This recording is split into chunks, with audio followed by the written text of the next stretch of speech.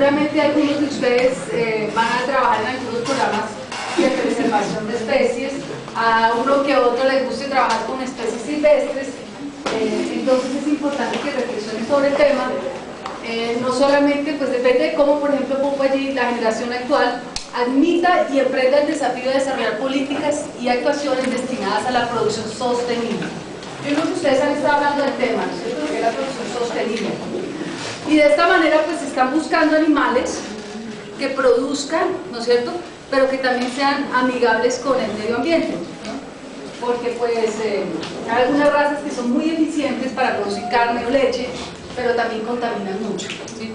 Entonces, y además no solamente contaminan por el metano, sino que para alimentarlas es necesario darles grano, es necesario darles muchos suplementos que también están en su elaboración, están contaminando. Entonces se conoce, ¿no es cierto?, que hay algunas razas o algunas especies que de pronto su sistema de producción no contamina más, no contamina tanto. Es allí donde las razas criollas, las razas que se han desarrollado en nuestros ambientes tropicales tantos años, se está volviendo una necesidad conservarlas, ¿no es cierto?, porque sus genes posiblemente los vamos a poder utilizar en un futuro para cruzarlos con estas razas de alta producción. Entonces, esa es la idea, que reflexionemos un poquito ante esto. Es así como la biodiversidad que se ha generado durante estos millones. ¿Se acuerdan que la clase pasada hablé de los millones de años que llevamos domesticándolas? Pues como los hemos estado domesticando tantos años, la diversidad se ha perdido. Esa diversidad, entonces, por eso allí subrayo, debe, puede y tiene que ser preservada. Y pues la criopreservación, ¿sí?, a temperaturas por debajo de cero, pues vamos a ver, permite preservar esas especies. Siempre hablamos de la criopreservación y de las biotecnologías en la parte de producción, ¿no?, económica, rentable, pero quiero llamarles la atención en eso. Colombia es el segundo país más megadiverso del mundo. Ustedes ven esos datos que hay allá, el primero es Brasil. ¿Qué quiere decir megadiverso? Que tiene muchas especies. O sea, que no es que sea una sola, sino que hay de especies desde ranitas, anfibios, y hay muchas de esas especies que, por ejemplo, de anfibios, en las cuales se pueden extraer ciertas sustancias que solo las tenemos nosotros, ¿sí? Algunos venenos que pueden ser utilizados para efectos de toxicología o para efectos de farmacología. Entonces, antes de que se acaben, hay que empezar a preservarlos. En otros países, por ejemplo en Norteamérica, hacia el sur de los Estados Unidos, en el Golfo de México, hay unas ranitas, hay unos animales, unos anfibios que están criopreservándolos. Cuando un doctor, el doctor Livo, que precisamente hace un mes, él presentó un proyecto hace unos 8 años que decía, vamos a preservar la ranita tal, y todo el mundo decía, está loco, ¿sí?, ¿por qué quiere preservar esa ranita? Y lo que pasa es que con tantos cambios ambientales, las ranitas están muriendo, ¿sí?, están desapareciendo del planeta. Entonces, si no las preservan, después el futuro de esa ranita que puede servir a la humanidad para hacer fármacos ya no va a estar, entonces no la vamos a tener dispuesta. Si ustedes ven, miren lo que tenemos en Colombia, tenemos solamente menos del 1% de la superficie terrestre, pero en ese porcentaje de tierra, miren todo lo que tenemos, un 20% de mariposas que no los tienen en otros países, de aves, bueno, otras cosas. Nosotros, los que trabajamos en bovinos o los que nos gustan los bovinos, de todas formas tenemos que cumplir con una demanda global de carne, ¿cierto? Y cada vez, se sabe que cada vez vamos a tener que dar más carne al mundo porque el mundo sigue creciendo. Entonces tenemos que pensar también en dónde las vamos a localizar y cómo las vamos a mantener. Y hay algo que se ha venido tratando de balancear, es conservar versus el humano, ¿sí? Es muy difícil, como dice allí abajo, compaginar el desarrollo sostenible, la conservación y de la defensa del medio ambiente, en defensa de la salud animal y de la humana. O sea, a veces sacrificamos la salud animal por la salud humana, o a veces la salud humana y sacrificamos los animales. Bueno, esto es básicamente un poquito de conservación, lo que les estaba hablando. Las razas que nosotros tenemos aquí en Colombia, ustedes saben que tenemos varias razas criollas, ¿no es cierto? De esas razas criollas se sabe pues su mayor adaptabilidad al ambiente, son fértiles, son supremamente fértiles estas razas, el sanmartinero por ejemplo, el semen que da en la raza sanmartinera no se ve fácilmente en otras, menos en la brahma, ¿no? Los cínicos que tienen menor calidad espermática comparada con las tauros. La longevidad de estas razas, entonces en el país hay ciertos sitios donde se están repoblando y se están manteniendo. ¿Qué debemos de hacer para conservar esa biodiversidad? Pues hacer un inventario, ¿no es cierto?, de que realmente qué es lo que queremos conservar. Y dentro de esos planes de conservación, si ustedes ven allí, hay planes de conservación que son in vivo e in vitro, ¿sí? Dentro de los in vivos, es importante que reconozcan estas diferencias. Dentro de los in vivos yo puedo hacer ¿qué? Conservación in situ y conservación ex situ. Una in situ, por ejemplo, ¿cuál sería? Allá dice, por ejemplo, los parques naturales. Vemos en África, ¿no es cierto?, esos parques naturales donde están los elefantes, donde están ciertas especies. Aquí en Cisga y en, ¿cómo es que se llama? Chingaza. En Chingaza hay unos parques naturales. ¿Esos son qué? Conservación in vivo e in situ, ¿sí? ¿Qué sería una conservación ex situ? Ex situ es, por ejemplo, aquí el parque que queda bajando para cositas, ¿cómo se llama? Santa Cruz. ¿Sí? Eso es un zoológico, pero ese zoológico tiene que animales que se están conservando y estudiando. ¿Sí? El que queda aquí en la autopista, ¿cómo es que se llama? El Jaime Duque. Fíjense que son ¿qué? Zoológicos o sitios de investigación. Entonces, ¿cómo se les llama a esos? Conservación in vivo, ex situ. Y hay conservación in vitro, ¿sí? In vitro, ¿cuál es? Cuando trabajamos en células o material genético que vamos a criopreservar. ¿Sí ven? De esas que vamos a criopreservar, ¿qué podemos criopreservar? Semen o ositos, embriones, células somáticas. ¿Sí? Básicamente son las muestras que podemos conservar y a lo que se le ha llamado el arca de Noé moderno. ¿Sí? ¿Se acuerdan del arca de Noé que montó parejitas en un barco? Bueno, pues la nueva arca de Noé es esta. ¿Es montar qué? Ositos o parejitas o embriones dentro de un termo de nitrógeno a menos 196 grados. Miremos ejemplos de planes de conservación in situ. Entonces, ¿qué? Parques naturales o santuarios. Ex situ serían zoológicos. Bueno, está aquí Audubon Institute, tiene las tres cosas. Tuve la oportunidad de trabajar allá. Ellos tienen ¿qué? Ex situ, porque tienen zoológico, tienen acuario, el acuario de las Américas, tienen laboratorios de investigación también y tienen unos centros de investigación donde es como un parque natural, pero en Estados Unidos, no es en África, ¿sí? Donde tienen animales traídos de varios continentes y allí trabajan en investigación de esos animales. Entonces, ¿para qué sirve conservar ex situ? Como lo que hacen esos institutos. Pues yo tengo que traer los animalitos. Si yo quiero trabajar con el venado cola blanca, ¿qué tengo que hacer? Pues seguirlo en Chingaza es difícil, ¿sí? Buscar materia fecal, porque la materia fecal ¿para qué sirve? A los que trabajamos en reproducción podemos ver en materia fecal hormonas, ¿sí? Y cortisol. Entonces se puede hacer, pero toca estar pues detrás del animalito persiguiéndolo. En cambio, cuando hacemos un instituto o un centro donde yo lo esté controlando, puedo estudiar ¿qué? La fisiología de la reproducción, puedo saber cada cuánto ovula, cómo es su implantación, cuánto duran los ceros. Eso es importante. Entonces, eso es una investigación. Puedo educar a la sociedad, le puedo decir a la sociedad por qué es importante, cómo lo pueden preservar. Y además puedo hacer trabajos de investigación en germoplasma. Muchas especies ya en el planeta solamente se encuentran en estos sitios. O sea, ya están extintas. Los invito a que busquen en internet el libro rojo. ¿Sí? En el libro rojo, ¿se han buscado? ¿Sí? ¿En qué materia han buscado? Okay. En el libro rojo hay muchas especies. Colombia tiene especies que están en el libro rojo también. Algunas están en danger, otras no, otras están en más riesgo. ¿Y qué determina eso? El número de animales que haya. El número de animales que hayan dependiendo de la edad. Entonces uno tiene que hacer un inventario. Porque si hay muchos animales pero ya todos son viejos, ¿qué pasa? Su capacidad reproductiva ya no es importante. Entonces, ¿qué necesitamos? Por lo menos tener semen conservado, por lo menos tener vientres, receptoras y que pueda transferir. Entonces, para poder hacer eso hay que hacer un inventario de ellas. La criobiología, ¿sí?, realmente es un término que se ha venido utilizando también muy recientemente.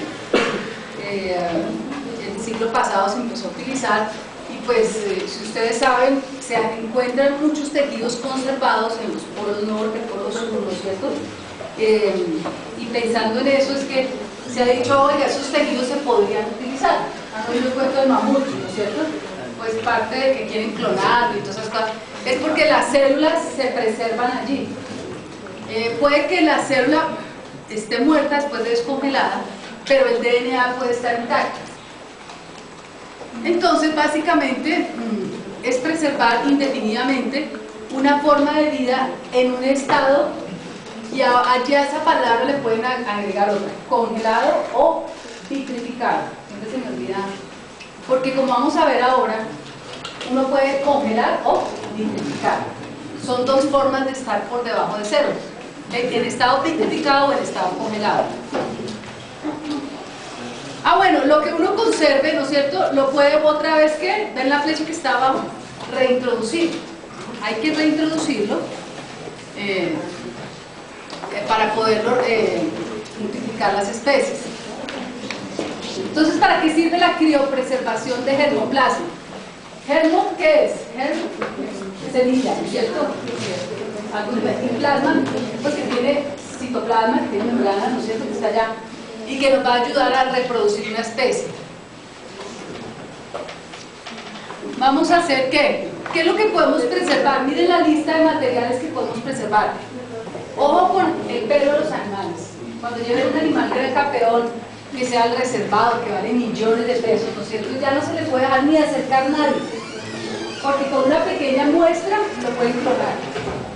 Entonces, miren, desde una muestra de pelo, DNA genómico, células somáticas completas, tejido, embriones, semen. Yo ya me cansé de esa puerta. Por favor, no la abran más. No la abran, sigue contra la pared. Como la canción, contra la pared.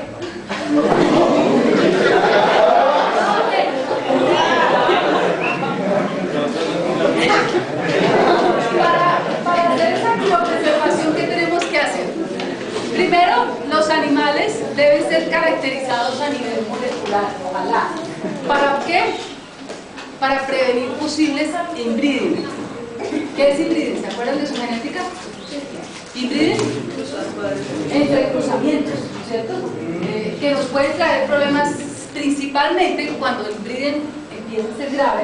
Tenemos problemas reproductivos y problemas de inmunidad, ¿no es cierto? Bajan las defensas en estos animales. Entonces, debemos de buscar antígenos, por ejemplo, se buscan antígenos ¿cómo se llama? De membrana. ¿Se acuerdan los antígenos de membrana? Se trabajan con esos marcadores para ver qué tan distantes están las líneas familiares, para que podamos cruzar, que no terminemos cruzando un padre con su hija o con su sobrina, ¿sí? Tener distancias genéticas. Se habla ahora de los famosos bancos de fuentes genéticas, lo van a encontrar así en la literatura, ¿sí? Esos bancos pues pueden ser con propósitos comerciales o con propósitos de preservación de especies. Entonces podemos preservar ¿qué? Dicen animales que tengan grandes campeones, que son los más productores de leche, los más productores de carne, o que son animales que producen hijos muy precoces. Como hablamos en la clase pasada, dicen que cuando hay una epidemia, ¿sí?, como aftosa, como la que hubo en Europa de la Skype, la enfermedad de la vaca loca, ¿se acuerdan? En forma bovina, si no tenían embriones criopreservados hubieran perdido toda su genética. Tenemos catástrofes, ¿verdad? Se supone que algún día va a llegar un meteorito y pues por lo menos tienen que quedar algunas hembras, ¿no es cierto?, y algunos machos para tener receptoras, porque igual de la nada no podemos sacar animales, pero si quedan algunos animales podríamos reproducirlos. Y el semen y los embriones que están dentro de un termo de nitrógeno están muy protegidos realmente, tienen unas capas. ¿Se acuerdan que el doctor les habló en la clase pasada? ¿Vieron el termo? Que pues tiene metal, fuera de eso tiene una cámara de aire y luego tienen, ahí sí, su clima, ¿no es cierto?, donde está el nitrógeno. Eso algo preserva las células y las mantiene. Hasta ahora no se ha podido demostrar cuántos años puede durar una célula o los espermatozoides, pero se han logrado nacimientos de crías de terneros que fueron los primeros que se encontraron como en 1950 y algo, ¿sí? ¿Aló? ¿Aló?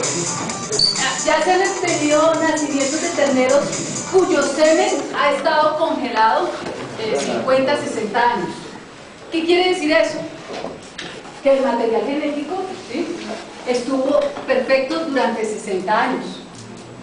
Se cree que los termos podían mantener ese DNA un siglo, 2 siglos, 3 siglos, y algunos se atreven a decir 1000 años. Podría estar el material genético dentro del termo, pero nadie lo ha probado, ¿sí? Como les digo, hasta ahora se han atrevido hasta 60 años que han sido las terneros que han nacido de inseminación artificial. Pero algunos se atreven a afirmar unos 1000 años. ¿Cuál es el problema? Que el material genético de todas formas se puede ir alterando porque hay unas radiaciones ionizantes, ¿se acuerdan? Esas que traspasan los planetas, la atmósfera, esas que nos sacan arruguitas y que nos van también matando. Esas radiaciones interplanetarias pueden atravesar constantemente el DNA y pueden ir quebrando y fracturando las fibras de DNA. Pero eso no se pudo demostrar. O sea, por ahora tenemos crías de ¿qué? De 60 años. Algunos, como les digo, pueden decir 100, 200, 300, 1000 años. En algunos, esperemos a ver qué sucede. Pero lo cierto es que sí es a largo término. Bueno, ya lo hablamos. ¿Cómo podemos bajar temperatura de cero? ¿Sí? Nosotros podemos utilizar la nevera de la casa. ¿Cuánto tiene la nevera de la casa? Abajo. 4 grados.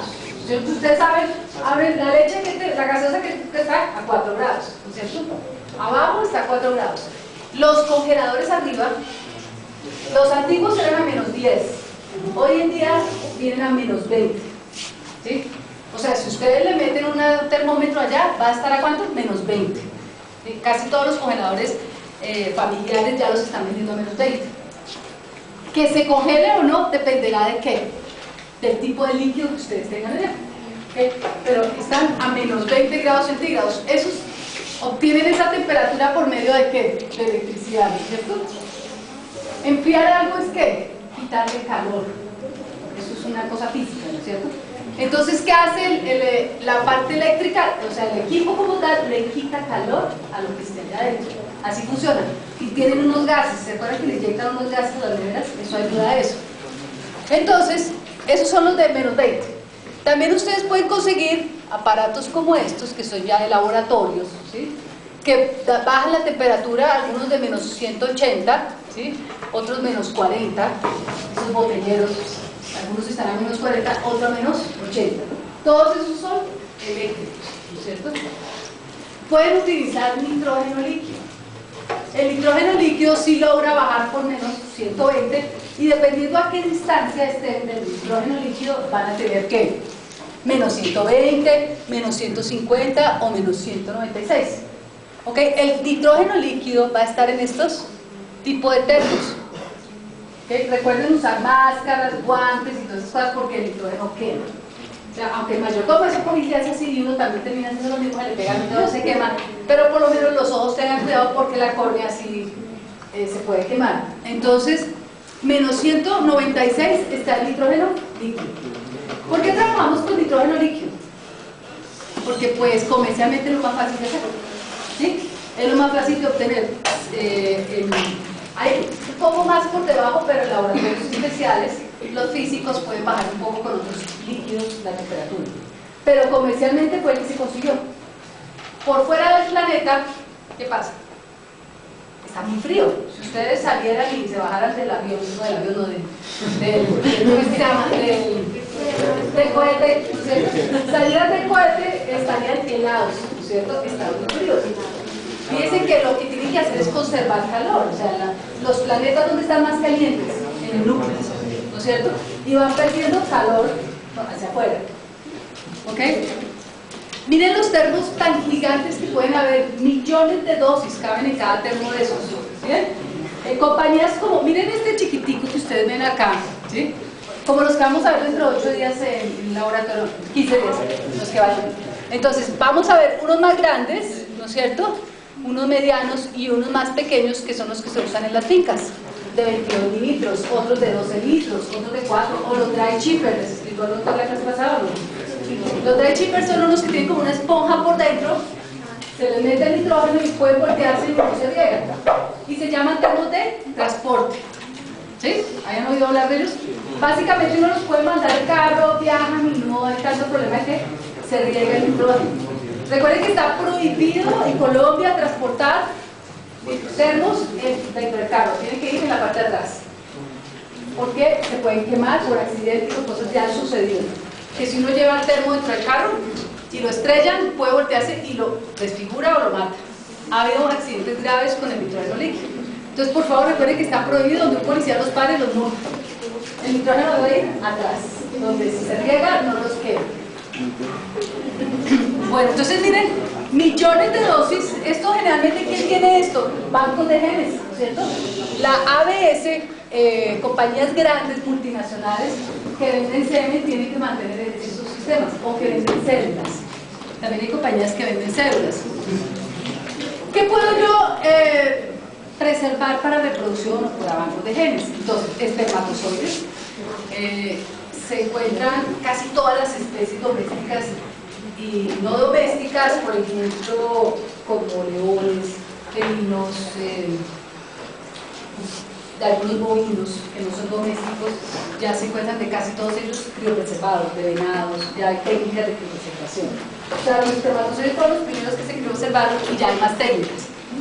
De los ovocitos se criopreservan de especies de interés doméstico, pero sobre todo en humanos. En humanos se empezó en animales, pero en humanos se ha desarrollado muchísimo la criopreservación de ovocitos. En Colombia se ofrecen, ¿sí? Si ustedes van desde el doctor Lucena, Elkin Lucena, en el laboratorio de fertilidad de allá que congelan ovocitos. ¿Por qué una mujer quisiera congelar sus ovocitos? No como la Brena, es que el otro día que estaba en la peluquería, no sé, a usted no les contesta. La crítica, no va a la peluquería y ya no quiere leer libros de ciencia, la revistica esa, aló, esas revistas de cursis, y la señora esta Diana Ruiz, ¿la han oído? Una señora que es periodista, que tiene como 5 hijos y no sé, que son las piedras más bonitas de Colombia. Esa señora que tiene una hija como de 20 años, algo así, pues yo no sé, por 15, que ella le había recomendado a su hija que mejor congelara sus ovocitos, que para que mejor tuviera hijos a los 40 años. ¿Que por qué? Que porque ella tenía que desarrollarse primero profesionalmente y que después pensara en tener hijos y que de pronto alquilara un vientre. O sea, miren la superficialidad a la que hemos llegado. O sea, ya no es que tenga los hijos jóvenes, sino que los tenga a los 40. ¿Qué pasa cuando una mujer tiene los hijos a los 40 años? Están envejecidos. Acuérdense que las vesículas germinales, ¿cierto? El ovocito es con el que nació, y si espera 40 años, lo más probable es que la mayoría estén degenerados, ¿sí? Segundo, si los criopreserva, de todas formas la criopreservación puede alterarlos, ¿sí? Tercero, si ella los va a tener, pues su útero no va a ser el mismo. Cuarto, si se lo transfieren a una receptora, ¿sí? A un vientre, ¿cómo se le dicen a las mujeres? Un vientre sustituto, ¿no es cierto? Es probable que cuando ella crezca ya ella esté muerta, ¿no es cierto? O sea, ¿cuál es la posibilidad de que yo pueda criar mis hijos cuando esté lotando? ¿No es cierto? Desde ese punto de vista. Pero se puede hacer, por ejemplo, cuando a las mujeres les van a hacer una terapia de quimioterapia. ¿Qué pasa con las radioterapias y las quimioterapias? Alteran el DNA, sobre todo las radioterapias. Entonces las mujeres tienen dos opciones. Una que ya está comercial, que es que les hacen aspiraciones foliculares como en las mujeres, como en las vacas, y se les congelan los ovocitos, ¿ok? La otra es que está experimental, es sacar todo el ovario, disecarlo y congelar el tejido. Para desarrollar en el laboratorio después, al descongelarlo, todos los folículos. Y hay mayores posibilidades. Eso ya se ha logrado en ratones, pero en humanos está en experimentación. En embriones, todas las especies domésticas ya se han logrado protocolos de criopreservación y de algunas silvestres. Bueno, lo que les estaba comentando, de que cuando se vayan a hacer campañas de de criopreservación tener en cuenta esto, el inbreeding, ¿no es cierto? Porque puede tener consecuencias sobre ¿qué? Sobre la parte reproductiva. Cuando yo cruzo hijas con padres, ¿no es cierto? Y vuelvo y las cruzo, lo más probable es que tengamos problemas de fertilidad. ¿Qué hay en Sabana de Bogotá? Muchas vacas Holstein con problemas de fertilidad. Parte de lo que se le está achacando a estos problemas de fertilidad es el inbreeding. Estamos usando las mismas familias. Y es por eso que a veces dicen, no, tráigale el torito ese Normando por allá que está y póngaselo. Y lo más probable es que preñe. ¿Y por qué preña? Eso, porque le estamos alejándonos del inbreeding, ¿sí? Estamos haciendo lo que se llama outbreeding, ¿sí? Estamos cruzando con una línea externa, otra familia. Y lo más probable es que preñe. Porque nosotros hemos ido acercando, sobre todo en Holstein, hemos tenido mucho problema de inbreeding.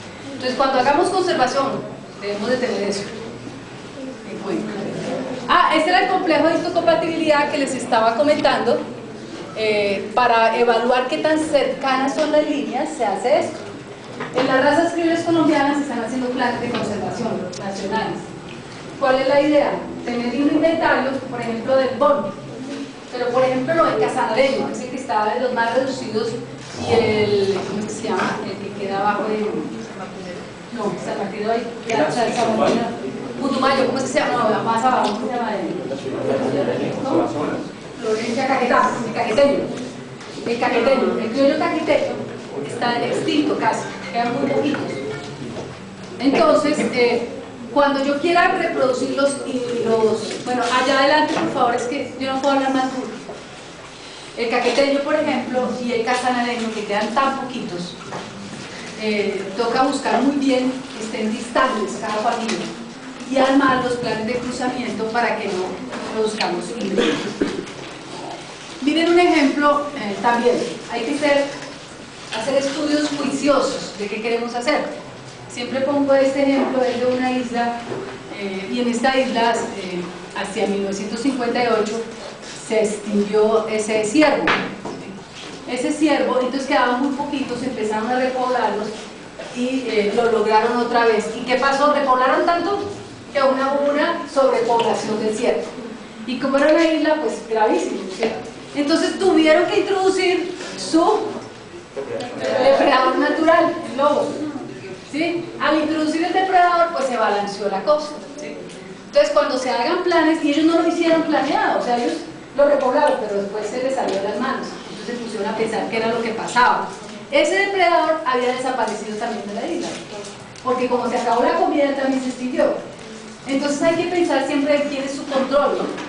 Para que no, y todo eso hay que pensar en los planes de conservación. Este es otro plan de conservación en Filipinas de un búfalo, que miren el inventario, cómo se fue disminuyendo, habían 10.000, 1.000, 200, miren el poquito número de animales que había. Esto es alarmante para una especie, y sobre todo que se ha visto en los búfalos y los rumiantes bovinos de salvajes, como el bongo, el ilan, africanos, como una posible solución a futuro, cuando los bovinos dejen de ser rentables, y sobre todo con el calentamiento global. Hoy en día se están poniendo de moda este tipo de animales y las especies criollas, los trópicos, porque se han adaptado muy bien al aumento de temperatura. Y definitivamente la temperatura va a seguir incrementando en 50 años. Y solamente especies como estas, que aguantan alta temperatura, van a poder producir carne, ¿sí? En ambientes agrestes, porque lo que vamos a tener en 50 años son trópicos, con comida, pero sin animales que produzcan allí. Entonces la idea es esa. Entonces ellos están salvando a este búfalo. ¿Y qué planean ellos? ¿Sí? Hacer un banco de genes, ¿no es cierto? Pero hacer una repoblación in situ, o sea, in situ, que era in situ en el lugar, ¿no es cierto? Otra ex situ, y ellos están diciendo, bueno, ¿cuántas vacas tenemos? ¿Con cuántas contamos? Vamos a congelar, tenemos tantos machos, vamos a congelar tantas dosis, ¿no es cierto? Vamos a congelar tejidos y vamos a producir embriones. Están ya pensando al futuro, y ya han estado trabajando en eso, y miren todas las biotecnologías a las que le están aplicando, ¿sí? Para criopreservar y para multiplicar los animales. También se les conoce a las biotecnologías como reproducción asistida, ¿se acuerdan? Lo vimos la clase pasada, tal vez. Para los más puristas o para los médicos, para la parte humana, hablan más de reproducción asistida, ¿sí? Ellos no usan la palabra tanto biotecnología. no se usa más reproducción asistida. Pero al fin y al cabo, la inseminación artificial, ¿qué es? Es una reproducción asistida, porque no la está haciendo el macho, ¿sí? Entonces, superovulación es una reproducción asistida. Para los de medicina humana, la inseminación no alcanza a ser reproducción asistida, ¿sí? Más el ICSI y otras biotecnologías más avanzadas. Lo que les quiero mostrar en esta diapositiva es que algunas de las especies solamente se les ha hecho trabajos de inseminación, de embriones, pero a la mayoría de las especies del planeta no se les ha hecho nada. No se conoce nada de ellas. Bueno, este es otro animalito, Naudun, es un señor, les dije, hablé del instituto que hacía todas esas cosas. Él donó toda la plata que tenía para crear ese instituto para conservar. Y él vio que este animalito, el Black Creek Ferret, se estaba extinguiendo y entonces monta todo ese instituto para hacer investigación y preservación.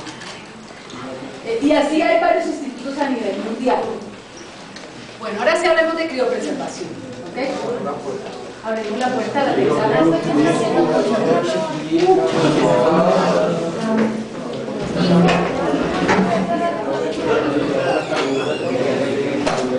Entonces, las técnicas de criopreservación se han dividido como en tres épocas importantes. El primer periodo nace con el señor Polge en 1949 y es básicamente él y los trabajos siguientes descubren que cuando yo criopreservo una célula, ¿sí? Y la bajo por debajo de cero, ellas se estallan, ¿sí? O sea, se rompen y el núcleo se daña. Entonces, en esa época, más o menos desde el 49 hasta el 90, se estuvo desarrollando protocolos que preservaran la estructura de la célula, o sea, que en vez de que se desintegrara, se mantuviera completica, ¿sí? Eso fue lo que hicieron durante todos esos años. En esos años se trabajó en crioprotectores, en diluyentes, y se diseñaron los primeros diluyentes. Este señor Polge, que ustedes ven aquí, para mí es como el padre de la criopreservación porque él accidentalmente descubre el glicerol. No sé si les conté esa historia la vez pasada. El señor estaba de trasteo, estábamos en la Segunda Guerra Mundial, ¿cierto? Y este señor, ¿estaban ustedes? No, eso tampoco, no, era la Segunda Guerra Mundial y ellos tuvieron que mover su laboratorio. El asistente movió las cosas, marcó las cosas y cuando llegaron a su nuevo laboratorio, él trabajaba con semen de gallo, ¿sí? En esa época se trabajaba más con semen de gallo y hoy en día no, porque no es económicamente súper rentable y es tampoco semen, uno no puede comercializarlo tanto. En todo caso, él estaba trabajando para criopreservarlo y llegó al nuevo laboratorio y fue a trabajar y pues adicionó, hizo sus muestras y descongeló, estaba vivo, nunca lo había logrado, o lo lograba pero resucitaban uno o dos espermatozoides. Entonces dijo, ¿qué fue lo que pasó? ¿Sí? ¿Por qué tantos años llevo en mi vida tratándolo y de pronto eureka? Y se puso a mirar su bitácora del laboratorio, a ver qué ha pasado, a mirar los frascos. Y resulta que un frasco lo había marcado mal el ayudante en el trasteo. Resulta que él estaba usando, era como sacarosa, y eso era glicerol. Y por una equivocación descubre el glicerol como crioprotector. ¿Sí? Lo utilizó accidentalmente. Y hoy en día el crioprotector que se sigue usando es glicerol. ¿Sí? El que principalmente se usa glicerol. Y no ha cambiado mucho realmente, pero ahí descubren los principios, ¿ok? Y descubren lo que se llama el efecto solución y la formación de cristales. Es hacia el segundo periodo, que ustedes ven aquí, entonces se empieza como a perfeccionar los medios. Se empieza a ver que uno puede colocar mejores para mantener el pH, ¿no es cierto? Para controlar la oxidación. Entonces empiezan a adicionar reductores, inhibidores de apoptosis. Se da cuenta que las células no solamente mueren por necrosis, que es esta. ¿Qué es necrosis? Muerte accidental, ¿no es cierto? Si no hay células que uno las ve aparentemente normal, pero luego finalmente mueren, ¿sí? Van muriendo lentamente, mueren por una apoptosis, ¿sí? Así lo descubren después. Entonces empiezan a adicionar ¿qué? Inhibidores de apoptosis. Y este señor Baus dice que hay un tercer periodo, que es el que estamos ahora, en el cual se está tratando de adicionar protectores ya la parte nuclear, ¿sí?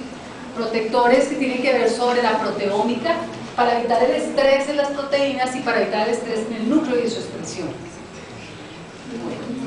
El agua, ¿alguien conoce esta cascada? ¿Alguien?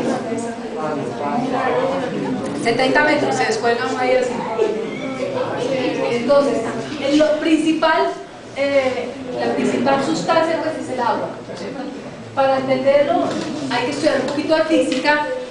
Sin embargo, pues el 99% o 95% de los diluyentes tienen agua. Entonces, si ustedes no tienen una buena agua, no hagan, ¿sí? Si no consiguen agua ultra pura, no trabajen. Muchos compran agua de la calle, compran agua cristal, compran agua de bolsita, esa destilada para ¿cómo está la infusión? Para terapia, de fluidoterapia. O bueno, todas esas aguas no sirven, tiene que ser agua ultra pura, ¿sí? Por eso a veces uno termina comprando los diluyentes a compañías como Minitur, como IMB, porque tienen grandes equipos y muy buenos laboratorios para producir los diluyentes. El agua, resulta que el agua cuando se congela cambia su estructura y eso hay que preverlo. Entonces, fíjense que el agua en estado líquido tiene este ángulo, ¿sí lo ven? Cuando ella se congela cambia ese ángulo, ¿sí? Y es el único sólido que flota sobre su líquido. O sea, el hielo flota sobre su líquido. Si ustedes ven aquí, ese es el efecto que tiene un cristal de agua, ¿sí ven? Todas esas características pues dan hecho importante y hay que estudiarlas cuando uno quiere criopreservar. Entonces, como les decía, el agua del laboratorio debe ser destilada, deionizada y así todo puede contener algunos gases atmosféricos disueltos. ¿Por qué eso es importante? Porque cada cosita, partícula que tenga disuelta en el agua va a alterar la curva de descenso y va a alterar el momento en el cual empieza a cristalizarse el agua y se les pierde el control que ustedes van a tener en su curva de descenso. Lo que les estaba diciendo, el agua cambia su estructura, ¿sí? Miren cómo es de estado líquido al estado sólido, ocupa más espacio, ¿sí la ven? ¿Sí? En estado líquido está desordenado y por eso cuando ustedes meten una botella al agua, al congelador se les puede quebrar, ¿sí? Y eso hay que tenerlo en cuenta cuando uno hace pajillas, ¿sí? También, algunas explotan, algunas están muy llenas y se dañan. Todos esos cambios que cambian de la molécula son importantes. Igual, la velocidad de congelación va a cambiar la forma del cristal. Miren todos los tipos de cristales que están allá abajo. Eso depende de la curva. Y tienen que tener, bueno, esos fueron tomados con microscopios especiales que penetren por debajo de cero. Otro aspecto importante, entonces, ¿cuál es? Agua, ¿cierto? El agua, la estructura del agua. Les mencioné, bueno, la velocidad de enfriamiento, ¿no es cierto? Y el recipiente. Fíjense que no es lo mismo tener un recipiente grande como el que está abajo, como un recipiente bajo. ¿Qué pasa? Digamos que esto es una pajilla de 0.5 y esta una de 0.25. ¿Se acuerdan que hay pajillas de dos tamaños? Entonces la velocidad de enfriamiento de esta va a ser diferente a la de esta, ¿sí? Miren el ejemplo acá. Cuando ustedes colocan esta pajilla y esta a menos 20 grados, o sea, abren el congelador, meten las dos pajillas y esperan un tiempo, ¿sí? Una va a empezar a formar su primera semilla o símil, ¿sí? Nucleación, es el punto de nucleación, más tarde que la otra. Miren la otra. ¿A qué se debe eso? A que la otra tiene menor superficie, ¿sí? Y va a perder más rápido que el calor, entonces se enfría. Entonces es probable que esta empiece a formar cristales más rápido y a una temperatura, ¿sí? A la misma temperatura más rápido va a estar casi toda cristalizada. ¿Entendieron ese otro cambio? Entonces cuando es lo mismo que ustedes empajillen en una de diferente volumen, utilicen diferentes aguas, ¿no es cierto? Y vamos a ver, bueno, hay otra cosa que ustedes tienen que tener en cuenta, que es el superenfriamiento. Todas las curvas lo que hacen es eso, superenfriar. En ese momento en que ustedes van descendiendo la temperatura y van superenfriando, en algún momento ocurrirá un cristal o un punto de nucleación. De tal forma que, esto es lo que es vitrificación, glass, ¿se acuerdan? Los estados de la materia pueden ser que líquidos, sólidos a cierta temperatura por encima, o van a estar sólidos por debajo hasta cierto punto, ¿sí? Como el agua, que puede tener hielo y solución, ¿no es cierto? Hasta que van llegando, miren, 0 grados al punto eutéctico, ¿sí? El punto eutéctico es cuando ya no se logra solidificar más. Está tan sólido que no logra perder más agua, ¿sí? ¿Vieron el estado vítreo abajo? Todo está sólido, ¿no es cierto? Bueno, miren otro ejemplo. ¿Qué pasa cuando yo a esa agua ya le agrego solución? ¿Sí? En este sentido, ¿qué tienen aquí? Cloruro de sodio, ¿sí? Y el hecho de que ustedes agreguen sales van a hacer cambiar ¿qué? El punto de cristalización también, el momento en que se cristaliza. Entonces, si ustedes ven arriba, es una solución salina isotónica a temperatura ambiente. Está isotónica. Si ustedes colocan una célula allí, no le pasa nada a la célula, ¿no es cierto? Está en su osmolaridad. ¿Qué le pasa a este mismo recipiente cuando me lo llevo a menos 10 grados centígrados? El agua empieza a cristalizarse, a hacer puntos de nucleación. ¿Y cómo quedó esta solución? ¿Isotónica o hipertónica? La de abajo. La de la derecha, ¿cómo está? Hipertónica. Se ha concentrado. ¿Por qué se concentra? Porque pierde poder de disolución, pierde agua. ¿Qué pasa? Cuando se cristaliza el agua, pierde líquido. Al perder líquido, se concentra.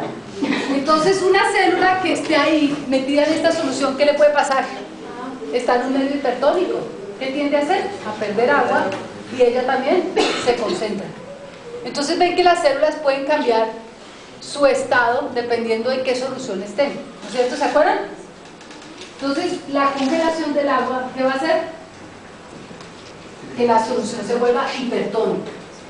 Entonces por eso los embriones, los espermatozoides, los ovocitos, cuando los metemos en una curva de congelación, van a sufrir cambios de osmolaridad, ¿sí? Van a sufrir esos cambios, y eso es lo que los puede dañar también. Los pueden dañar dos cosas, que un cristal de estos lo puede perforar, ¿sí? Y eso se le llama formación de cristales. Algunos se pueden formar intracelularmente. ¿Qué tal que esta célula se le forme, qué tiene? Agua, ¿no? Por eso es que las células tienen mucha agua. Si se le forman cristales adentro, se rompen, ¿no es cierto? Se dañan sus proteínas. Eso es una de las formas por que las células mueren cuando las congelamos. ¿Por qué? Formación de cristales intracelulares, o por los que se forman también afuera. El otro puede ser, ¿por qué? La concentración de solutos. Cuando aquí se forman cristales afuera, ¿qué pasa? Exacto, esto se vuelve concentrado afuera, entonces el agua sale, ¿sí? Y esto se va a concentrar en más solutos, y eso se llama el efecto solución. Y la célula también se puede dañar por eso, porque una proteína que se carga de mucha solución se daña. Entonces miremos cómo esta solución, la misma solución que les expliqué ahorita, isotónica a temperatura ambiente, ¿no es cierto? Cuando empiezan a formarse los cristales, aquí estamos a 0 grados, ¿sí? Empieza a cristalizarse. Entre más agua se cristalice, ¿qué pasa? Más se concentra esa solución, hasta que llega un punto en que ya no se puede concentrar más, porque todo el agua se congeló. Ese será el punto del eutéctico, ¿sí? Todo el sistema ya se solidificó. Entonces lo que les estaba explicando ahora es que las células tienen membranas que permeables, semipermeables, ¿no es cierto? Que les permiten que entren algunos solutos, pero también cambios de agua, ¿sí o no? Esos cambios van a hacer que se concentren algunas, ¿sí? Y que la célula sufra cambios de volumen en el proceso de congelación. ¿Qué le va a pasar a esta célula? Se va achicando, ¿no es cierto? Cambios de volumen. Entonces la célula, cuando la descongelemos, ¿qué va a pasar? Se podría hinchar, porque al descongelar esto se pierde, ella vuelve y toma agua, y en esa tomada de agua, si no lo controla, se hinchan y se estallan en la descongelada. ¿Ok? Entonces tenemos que tener en cuenta dos cosas: el efecto de formación de cristales y el efecto del crio. ¿Sí? Eso de que la célula puede adquirir el agua, o sea, agua como funcionalidad principal. Depende también de la velocidad de la descongelación. Sí, muchísimo. Y de los solutos que tenga afuera, que vamos a ver. Entonces, miren cuando se está concentrando, ¿qué pasa? Este es en el estado líquido la misma célula, ¿sí la ven? Cuando se empiezan a formar los primeros cristales, ¿qué le pasa? Se va concentrando adentro, ¿sí? Exacto. Entonces eso se llama el efecto solución, ¿sí? Se ve afectada porque está muy concentrada. Entonces ellos dijeron, bueno, hay que inventarnos algo para controlar esos efectos, y es cuando aparecen los crioprotectores. ¿Qué hace un crioprotector? Entonces tenemos el crioprotector.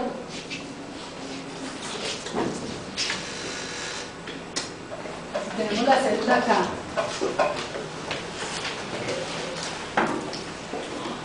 Cuando esta célula está aquí, con su tamaño normal, su núcleo normal, la empezamos a congelar, le ponemos crioprotector aquí afuera, crioprotector, le balanceamos el crioprotector a temperatura ambiente, ¿sí? Algún crioprotector va a entrar, que es lo que vamos a hacer ahora.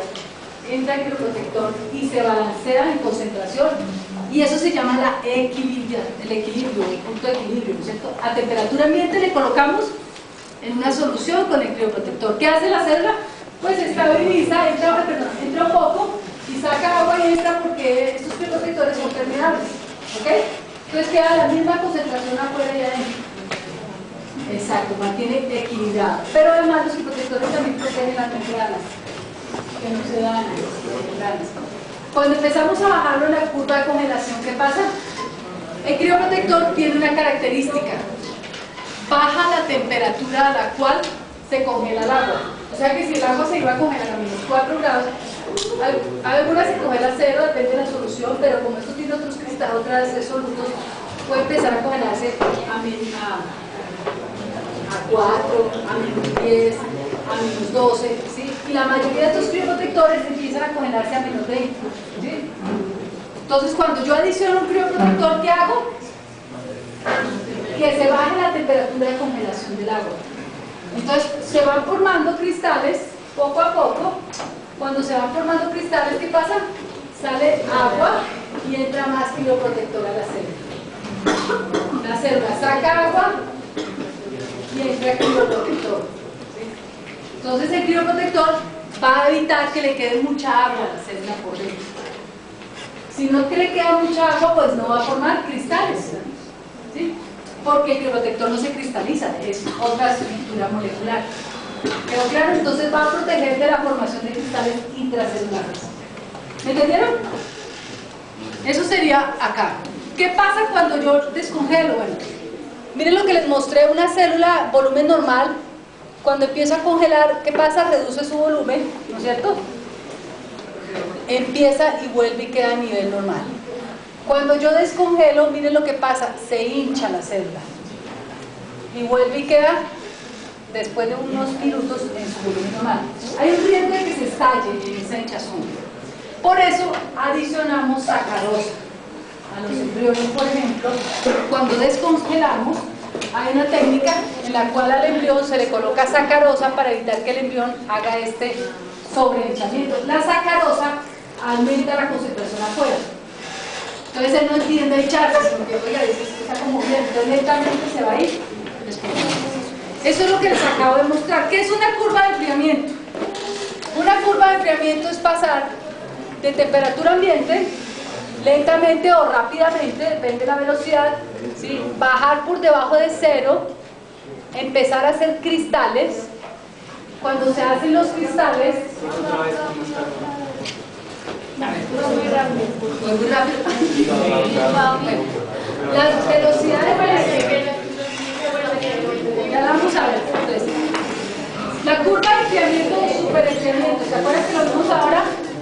Puede ser rápida o puede ser lenta, ¿sí? La velocidad de que voy desde temperatura ambiente hasta menos 196, por ejemplo, ¿sí? Esta velocidad en que yo descienda puede ser lenta o rápida. ¿Qué pasa si es muy rápida? Se forman cristales pequeños, ¿sí lo ven? Adentro de la célula.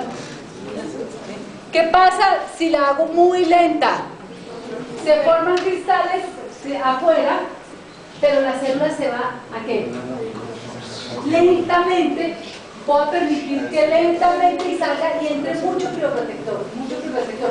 Entonces la célula va a estar en efecto solución, con muchos solutos. Entonces la célula puede morir por el efecto, mírenla, ¿cómo está aquí? Deshidratada, por el efecto solución.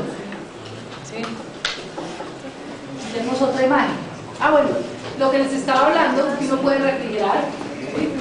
Hay células que las puedo mantener refrigeradas, otras congeladas y otras vitrificadas. Una congelación ultra rapidísima. ¿Sí? ¿Cómo mantenemos refrigerados? Hay células como los espermatozoides o cuando hacen trasplantes de riñón, de hígado, ¿listo? Que llega el señor en el helicóptero con la primerita película esas de rescate, ¿no es cierto? Llega con que con una neverita y lleva el corazón. El corazón va con unos líquidos allá y ellos lo que hacen esos líquidos es preservar el tejido mientras que llega el paciente a 4 grados, ¿no es cierto? ¿Qué hacemos aquí en biotecnología de la reproducción? Pues simplemente tomamos el semen, lo diluimos. En este sentido, por ejemplo, el de Equino, que sé que se trabaja muchísimo con un diluyente como Kenny, se diluye 1 a 1, 1 a 2, dependiendo de la concentración del semen. Lo llevamos en una curva lenta hasta 5, 8 grados y se coloca en este aparatico. Eso se llama un equitimer. Lo inventó un señor de Texas. Y ese aparatico permite transportar en los espermatozoides equinos hasta 48 horas. ¿Qué quiere decir? Que si yo estoy al sur de Colombia, lo puedo mandar en un avión, ¿no es cierto? Aeropuerto a aeropuerto, llega aquí y se me la llevo. Este aparatico es costoso, pero este permite y lo protege contra rayos X, por ejemplo. En Colombia se usa mucho estas cajitas, simplemente es una cajita de copor que lleva un refrigerante, se coloca los espermatozoides ahí, el tubito con el semen y se manda de aeropuerto a aeropuerto. ¿Eso es qué? Refrigerado. Bueno, este es el equipo como es por dentro del equitimer. Básicamente es eso. Y este es en caninos. En Estados Unidos se usa mucho. Este se llama Robert y básicamente también se diluye en Kenny, ¿sí? Se empaca en bolsitas y se llevan o en tubitos o en unas bolsitas dentro de una cajita de copor. ¿Sí? También lo puedo transportar por 48 horas e insemino las peras. ¿Por qué? Porque en caninos y en equinos los protocolos de criopreservación no han sido muy buenos. Esto nos da unas viabilidades mejores y unas premisas mejores. ¿Ok? Eso era refrigerado. Pero queremos esa menos 196 para poderlo tener por años, ¿cierto? Entonces tenemos que utilizar unas curvas de enfriamiento, tenemos que utilizar un crioprotector como el glicerol que hablamos ahorita, ¿no es cierto? U otras soluciones que ya vamos a ver. Luego tenemos que descongelar y luego ahí sí utilizar. Cuando hablamos entonces de criopreservación podemos decir que ¿qué? Parece que siempre uso la palabra criopreservar. Miren, puedo congelar o puedo vitrificar. Cuando yo congelo, normalmente el término que utilizo es freezing en inglés o congelación. Cuando descongelo, ¿no es cierto? Pero ahora que apareció la técnica, por ejemplo, en los 90, de vitrificación, esa técnica entonces yo tengo que llamar enfriamiento, ¿sí? O vitrificar. Y cuando descongelo, ya no digo descongelar, digo calentar. O algunos utilizan el término de vitrificar, ¿sí? Porque se supone que en la vitrificación no se forman cristales o se forman muy chiquiticos, ¿sí? Se solidifican, no se cristalizan. O sea, le quito tanta agua que quedan en los sólidos, ¿sí? ¿Entendieron el concepto? A la célula la dejo casi así. Sí, entonces la dejo así. Pero como una uva pasa. Ya vamos a ver, ¿sí? Le coloco tantos solutos con criopreservante que la célula pierde gran cantidad de agua y luego ¡pum! La boto al nitrógeno. Eso es lo que hago. La curva es ultra rápida y se usa muchísimo en embriones producidos in vitro. Como les dije, los embriones producidos in vitro son de muy mala calidad, ¿se acuerdan? ¿Cuáles son los de mejor calidad? Los in vivo. Entonces los in vivo normalmente se congelan, los in vitro se vitrifican porque resisten mejor así que congelados, son delicados. Entonces los exponemos a unas curvas ultra rápidas de enfriamiento y ahora vamos a ver. Entonces, ¿qué pasa con el cuando las curvas son excesivamente lentas, hay menos cristales intracelulares, ¿sí? Hay menos cristales, pero los solutos la pueden dañar. Cuando la curva es muy rápida, se pueden formar cristales intracelulares. Entonces, en estos últimos, desde 1950 y 49 que les dije, ¿no es cierto?, hasta los 90, se vino trabajando en esto, en estudiar todas esas velocidades de incremento, en encontrar cuál era la curva intermedia o la curva óptima para cada célula. Cada célula tiene una curva que ni es muy rápida ni es muy lenta. ¿Eso de qué depende? Del tamaño de la célula, del tipo de membrana. Hay membranas que permiten muy rápido intercambio, como los glóbulos rojos. ¿Por qué se empezó a congelar hacia principios de 1900? Porque en la Primera Guerra Mundial morían muchas personas desangradas, ¿sí? Entonces la idea era congelar ¿qué? La sangre, los glóbulos rojos para hacer transfusiones, pero los glóbulos rojos no se dejaban congelar porque sus membranas, ¿se acuerdan que no tienen núcleo? Y además su membrana deja pasar muy rápidamente. Entonces ellos no habían descubierto la vitrificación y las curvas eran muy lentas y no se trabajaba con nitrógeno líquido. Entonces el doctor Polgen y todos esos que venían trabajando con glóbulos rojos habían fracasado. Entonces empezaron con espermatozoides y finalmente lo lograron con espermatozoides de gallo y de bovino, pero era por eso, porque no tenían en cuenta la membrana, la velocidad de intercambio, el tamaño de la célula. No es lo mismo congelar un embrión que un ovocito. Y vemos una figura por acá. Bueno, ya